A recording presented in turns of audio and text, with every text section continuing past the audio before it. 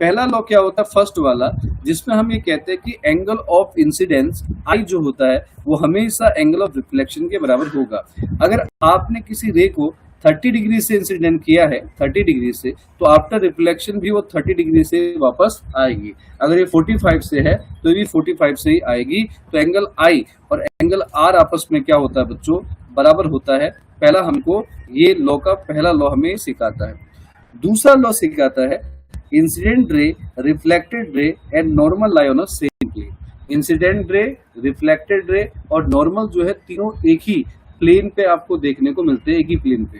ठीक है, तो अगर पूछेंगे रिफ्लेक्शन की लॉ क्या है, तो ये याद रखना, रिफ्लेक्शन में जितने एंगल पर इंसिडेंट रे होगा उतने एंगल पर ही रिफ्लेक्टेड रे रिफ्लेक्ट होकर जाएगी। यानी कि अगर पहली बार 30 डिग्री का एंगल बना है तो 30 डिग्री से ही बाहर निकलेगी, ये याद रखना। ठीक है, और दूसरा लॉ क्या बताया कि इंसिडेंट रे, रिफ्लेक्टेड रे और नॉर्मल तीनों एक ही प्लेन पे आपको देखने को मिलते हैं। क्या इतनी बात क्लियर है? तो एक बार यस लिखो तेजी के साथ।